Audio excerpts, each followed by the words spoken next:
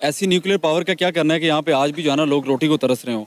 ऐसी nuclear power का क्या करना है कि यहाँ पे नौजवान जो है तालीम लेके बेरोजगार फिर रहा हो। इंडिया भी अपने बजट का बहुत बड़ा हिस्सा जो है डिफेंस सेक्टर पर लगाता है। इंडिया पर इस तरह की रोक टोक क्यों नहीं लगाई जाती है? देखिए, इंडिया का जो जीडीपी है वो हमसे बहुत ज़्यादा है। इंडिया का जो इंडस्ट्रियलिस्ट है वो हमसे ज़्यादा, वो दुनिया के माने जाने इंडस्ट्रियलिस्टों में गिना जाता है। अच्छा। उसके बाद जो वहाँ पे एक 40 करोड़ की मिडिल क्लास आबादी है उसको हुकूमत सपोर्ट कर रही है। उनको आने वाले वक्तों में वो चीन के साथ मुकाबले में खड़ा होगा। इंडिया पर इस तरह की रोक टोक इसलिए नहीं लगाई जाती क्योंकि इंडिया ने कर्ज नहीं लिया हुआ किसी से। हम जो हैं कर्जई हैं। जब एक गुलाम कौम होगी तो भाई उसको लाजमी बात है, जब है ही गुलाम तो उन पे आप फिर कंडीशन ज़्यादा इम्प्लाई कर सकते हैं। आईटी के लिहाज से भी हमसे बहुत उनसे पीछे हैं क्योंकि आईटी में वो ठाप पर जा रहा है। IMF का कहना है कि अगर Pakistan bail out package approve करवाना चाहता है तो पाकिस्तान को 2 काम करने होंगे। पहला, अपना डिफेंस जो बजट है उसमें 15% कमी करनी होगी, और दूसरा, पाकिस्तान को अपना न्यूक्लियर मिसाइल जो है वो कैंसिल करना होगा। क्या कहेंगे आप? IMF ने ये शराइत रखी हैं, कैसी शराइत हैं? देखिए, मेरे ख्याल से बिल्कुल वैलिड शराइत हैं। ऐसी न्यूक्लियर पावर का क्या करना है कि यहाँ पे आज भी जो है ना लोग रोटी को तरस रहे हो। ऐसी न्यूक्लियर पावर का क्या करना है कि यहाँ पे नौजवान जो है तालीम लेके बेरोजगार फिर रहा हो। तो इन सारे मामलों में IMF की शर्त मुझे बिल्कुल वैलिड लगती है। और हमारा दफाई बजट आप देख लें को 1200 अरब या 1300 अरब 1400 अरब ये सालाना ले जाते हैं। उसकी इफेक्टिविटी क्या है? इंटरनेशनली जो है हमें यूरोपियन यूनियन नज़र आती है, हमें अफ्रीकन यूनियन नज़र आती है। हम अभी भी उसी प्रोपोगंडा में घुसे हुए हैं कि जी इंडिया गलत है, फलानी रियासत गलत है या कोई भी रियासत गलत है। तो मेरा ख्याल है कि जंग के एलिमेंट को छोड़ के हमें अमन को बढ़ाना चाहिए, हमें फेडरेशन को मजबूत करना चाहिए और अपना दफाई बजट कम करना चाहिए। तो जो बार बार टैक्स जो है जो आम पब्लिक पे लगाया जाता है, जो मिडिल क्लास पे लगाया जा रहा है, जो वर्किंग क्लास पे लगाया जा रहा है, उसको बोझ उनसे कम करके सरमायादारों पे बोझ लगाया जाए, इंडस्ट्रीज पे बोझ लगाया जाए, सरकारी खर्चे जो हैं वो कम किए जाएँ। और उसके साथ साथ जो दफाई बजट है जो 1400 अरब हमारी फौज खा रही है उसमें कमी होनी चाहिए।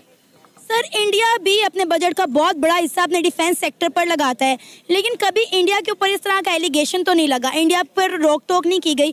अब आप देखें कि इंडिया अपने डिफेंस सेक्टर पर कितना ज़्यादा बजट लगाता है कि आए दिन कोई ना कोई वो चीज़ लॉन्च कर देता है, कोई ना कोई नया एक्सपेरिमेंट वो करता है। तो उन पर इस तरह का कोई एलिगेशन या कोई रोक टोक क्यों नहीं है? देखिए, इंडिया का जो GDP है वो हमसे बहुत ज़्यादा है। इंडिया का जो इंडस्ट्रियलिस्ट है वो हमसे ज़्यादा, वो दुनिया के माने जाने इंडस्ट्रियलिस्टों में गिना जाता है। अच्छा। उसके बाद जो वहाँ पे एक 40 करोड़ की मिडिल क्लास आबादी है उसको हुकूमत सपोर्ट कर रही है, उनको नेशनल दायरे में ला रही है। हम इन बातों पे बहुत पीछे हैं। हम किसी भी चीज़ में इंडिया को कम्पीट नहीं कर पाते। एक चीज़ है जिसमें हम कम्पीट करते हैं, वो सिर्फ है प्रोपोगंडा। कि हमारे मीडिया सेल इस तरह की वर्किंग करते हैं कि एक डर में रखा हुआ हुकूमत को कि नहीं हम यहाँ पे पैसे इसलिए कम नहीं कर सकते कि जी वो फलाना मिसाइल छोड़ देगा, फलानी कलाशनकोव चला देगा। यार, आज ये कल्चर नहीं है। आज हमें अपने दफाई बजट कम करके हमें तालीम पे इन्वेस्ट करना होगा, हमें रोज़गार देना होगा, हमें नए टूल सीखने होंगे, तब जो है वो कौमें तरक्की करती हैं। खाली कलाशनकोव लेके मिसाइल जो है वो ये पुरानी किस्से कहानियाँ होगी, हमें इससे निकलना पड़ेगा। IMF ने मजीद ये भी कहा कि इन दोनों चीज़ों पर बहुत सारा पैसा लगता है और पाकिस्तान जैसी कंट्री इन चीज़ों का अफोर्ड नहीं कर सकती। तो क्या लगता है हमारी गवर्नमेंट IMF की इन शराइत को मानेगी या नहीं?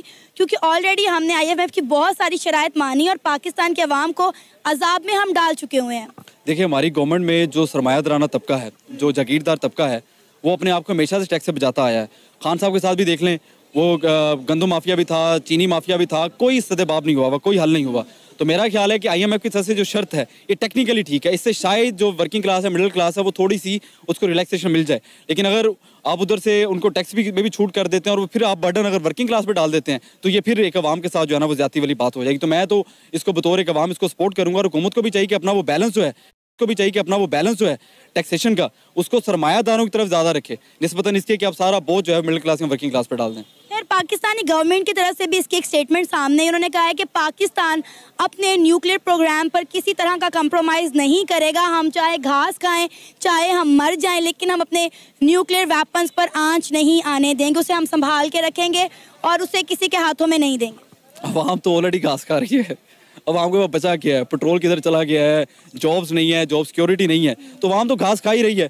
तो मुद्दा ये है कि दुनिया की जितनी भी न्यूक्लियर पावर्स बाकी हैं उन्होंने अपनी कौमों को डेवलप किया है, उन्होंने उससे, हम तो न्यूक्लियर होने के बावजूद हमारे यहाँ पे बिजली का मसला है, तो ऐसी न्यूक्लियर पावर का क्या करना है? मतलब हम क्या उससे, वही न्यूक्लियर पावर है ना जिसको हम लोग कुछ दिन पहले सऊदीया को बेचने की भी बातें कर रहे थे।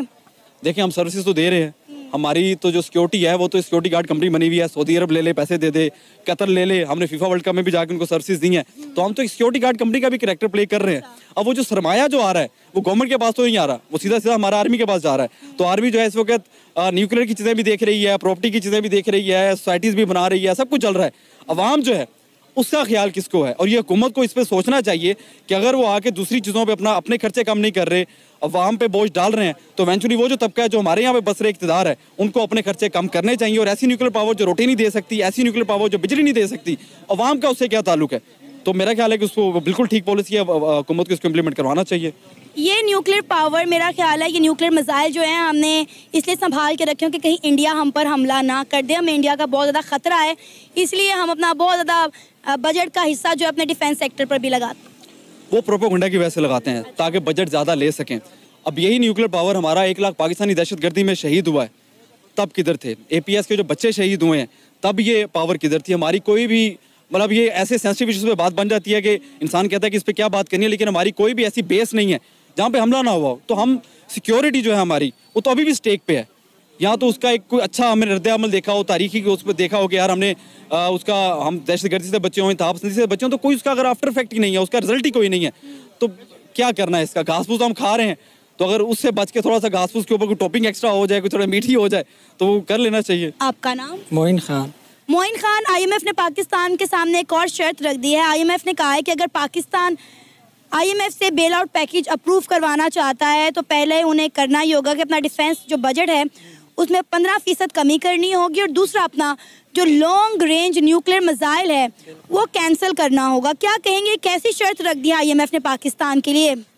ये अगर देख लिया जाए पाकिस्तान के लिए बहुत ठीक है, ये जो उनकी शराइत है मान लीजिए, लेकिन वक्त के साथ साथ इसके इम्पैक्ट कंट्री पर भी हो सकते हैं बहुत ज़्यादा। मिसाल के तौर पर इनका ये प्रोपेगेंडा भी हो सकता है किसी का।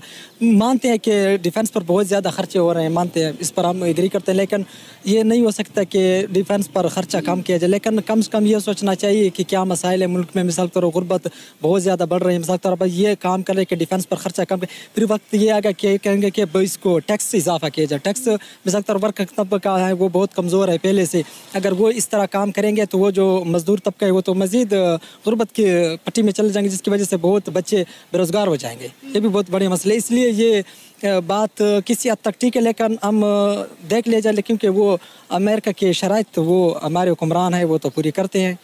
जब से हम आज़ाद हुए 1947 से ये उनके चार्टर का हिस्सा बने हैं, इसी वजह से वो शराइत वो मानेंगे। हम जिस तरह भी कोशिश करें वो शराइत मानेंगे अमेरिका के, क्योंकि ये उनके लागू चार्टर का हिस्सा है। इसलिए हमको ये कहना चाहिए कि मसाइल जो हैं ये सबसे पहले ये गुर्बत को ख़त्म करना चाहिए, क्योंकि हर साल तकरीबन 3 करोड़ के लगभग जो लोग हैं वो गुर्बत के शिकार हैं, जिसकी वजह से काफ़ी मसाइल बढ़ रहे हैं। क्राइम में इजाफा हो रहा है। क्राइम में इजाफा इसी वजह से हो रहा है कि बच्चों को या और लोगों को कुछ खाने के लिए कुछ चीज़ें मिलने नहीं, तो मजबूरी की वजह से वो डकैती करते हैं। इसी वजह से मैं सोचता हूँ कि जितने भी ज़िला सतह पर अफसरान इनको चाहिए कि अच्छा, अगर हम IMF की बात मान लेते हैं और अपना न्यूक्लियर प्रोग्राम जो है वो कैंसिल कर देते हैं, तो इसके आफ्टर इफेक्ट्स क्या हो सकते हैं? इसके इफ़ेक्ट्स ये भी हो सकते हैं कि मिसाल के तौर पर उनको एक मौका मिल जाएगा। मौका ये मिल जाएगा कि मिसाल के तौर पर इन्होंने जो मुआहिदा है वो कैंसिल कर ले कि अब मज़ीद ये डिफेंस पर ख़र्चा नहीं किया। मिसाल के तौर पर हम ये बात मान लें, फिर नेक्स्ट टाइम जब आप डिफेंस पर ख़र्चा करेंगे फिर वो हमें मज़ीद वो रिएक्ट करेंगे, रेजिस्ट करेंगे। क्योंकि हमने पहले एक मुआहिदा कर चुके हैं कि हम आपकी बातों में आ गए हैं कि ये डिफेंस का जो ख़र्चा है उसको मज़ीद करेंगे, ये फिर बाद में रेजिस्ट। हम तो ऑलरेडी IMF की बहुत सारी शराइत मान चुके हैं। आपको लगता है कि पाकिस्तान की गवर्नमेंट ये शराइत भी उनकी मान लेगी? हो सकता है किसी हद तक मान ले, लेकिन हो सकता है ना मान ले, क्योंकि ये लेकिन उसमें ये होता है कि आपका जो रिस्क फैक्टर्स होते हैं वो ज़्यादा हो जाते हैं। जैसे कि इंटरेस्ट रेट आपको जो है वो मतलब आपको लॉन्ग टर्म पे करना पड़ेगा, ठीक है। शॉर्ट टर्म लोन का ये फ़ायदा है कि शॉर्ट टर्म लोन में आपके पास जो मुद्दत होती है वो कम होती है, ड्यूरेशन जो होता है वो उसका कम होता है, सही है।